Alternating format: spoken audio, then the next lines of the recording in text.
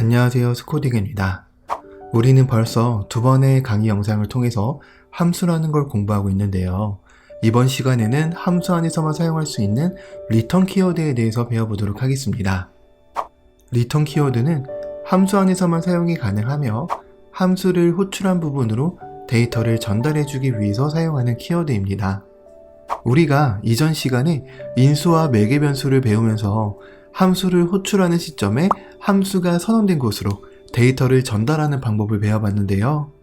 함수를 호출할 때 함수로 데이터를 전달하는 방법이 바로 인수와 매개 변수를 활용하는 거였다라고 한다면, 그와는 반대로 함수에서 함수를 호출한 쪽으로 데이터를 전달하는 방법이 리턴 키워드를 이용한 문법인 리턴문이 되는 겁니다. 예를 들어서 다음과 같이 sum이라는 함수의 매개 변수로 숫자형 10과 20을 넘겨서 함수 안에서 넘겨받은 매개 변수의 합을 구하도록 코드가 작성되어져 있다라고 생각을 해봅시다.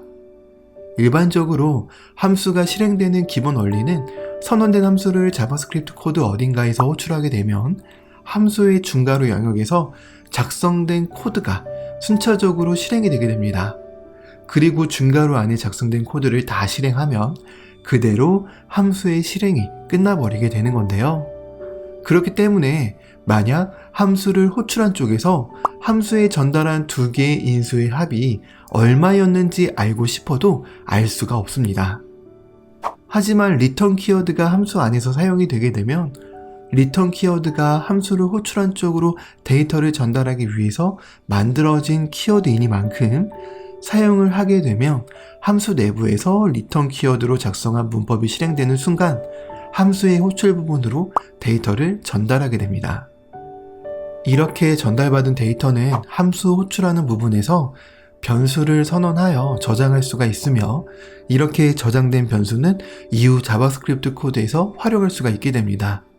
설명은 다소 풀어서 하느라 길었지만 결국 요약하면 리턴문을 사용하면 함수 안에서 함수를 호출한 쪽으로 데이터를 전달해 줄 수 있다라는 건데요.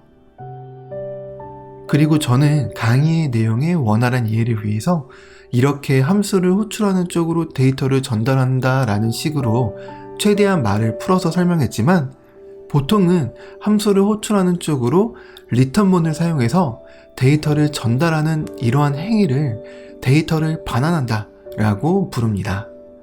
마지막으로 이 예제 코드처럼 반환할 데이터를 적어주지 않고 이렇게 리턴만 쓰면 아무런 데이터를 전달하지 않고 함수는 바로 그 즉시 종료가 되어버립니다. 이런 경우에는 리턴문 다음에 다른 코드가 있더라도 함수는 리턴문을 만나는 즉시 데이터를 반환하고 함수를 종료해버리기 때문에 리턴문 다음에 있는 코드는 실행되지 않습니다. 자, 그러면 이론은 충분히 배웠으니까 코드를 직접 실행해보고 수업을 마무리하도록 하겠습니다. 다음과 같이 sum이라는 함수가 선언되어져 있고, sum이라는 함수를 호출할 때 10과 20이라는 숫자형 데이터를 같이 전달하고 있는데요. 해당 코드를 실행해보게 되면 함수 선언 부분에 작성되어져 있는 이 중괄호 영역 안의 코드가 실행이 되는 거기 때문에 전달받은 10과 20의 합을 콘솔창에 출력하고 코드가 종료가 되는 걸 확인해 보실 수가 있습니다. 하지만 만약 여기서 리턴문을 활용하여 다음과 같이 코드를 작성하게 되면 함수 내부에서 함수를 호출한 쪽으로 데이터를 반환해 줄 수가 있게 되는 건데요. 이렇게 반환한 데이터는 이렇게 임의 변수를 하나 만들어서 저장을 하게 되면 함수를 호출한 쪽에서 사용할 수가 있게 됩니다. 따라서 이 해당 코드를 한번 실행을 해보게 되면 지금 보시는 것처럼 sum이라는 함수 내부에서 계산되어진 데이터가 리턴문으로 올바르게 반환이 되어졌기 때문에 sum result 1이라는 변수에 저장이 될 수가 있게 된 거고요. 이 저장된 변수를 출력해 보니까 정말로 반환되어진 데이터인 30이 그대로 출력되는 걸 확인해 보실 수가 있습니다. 이렇게 리턴문을 잘 활용하면 다음과 같이 함수는 오로지 연산의 로직만 담당하고 함수의 반응값을 이용해서 코드를 구성하는 다음과 같은 코드가 작성이 가능해집니다. 이 코드를 간단하게 설명드리면 sum이라는 함수는 오로지 두 개의 숫자형 값을 더해서 반환하기만 하고 이 반환된 데이터를 함수를 호출한 쪽에서 활용하고 있는 건데요. 해당 코드를 실행해 보면 이렇게 반환된 데이터를 활용할 수가 있는 코드를 작성할 수 있기 때문에 총합은 80입니다. 라는 코드가 출력이 되게 되는 걸 확인해 보실 수가 있습니다.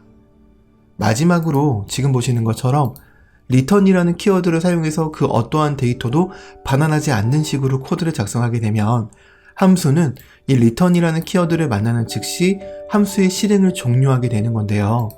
해당 코드를 실행해 보면 보시는 것처럼 console.log의 이 첫 번째 코드만 실행이 되는 거기 때문에 return 실행 전이라는 문자열이 잘 콘솔창에 출력이 되는 걸 확인해 보실 수가 있지만 return이라는 키워드 문을 만나는 순간 함수의 실행은 그 즉시 종료가 되기 때문에 그 뒤에 있는 코드가 몇 줄이 되었던 간에 실행되지 않는 걸 이렇게 확인해 보실 수가 있는 겁니다. 자, 오늘은 이렇게 return문을 활용한 함수의 형태를 배워봤는데요. 지금까지 배운 함수의 여러 개념들은 앞으로의 수업에서 핵심적인 내용이 되므로 꼭 반복해서라도 완전히 이해하시길 바랍니다. 제가 준비한 수업은 여기까지고요. 저는 다음 강의에서 다시 인사드리도록 하겠습니다. 감사합니다.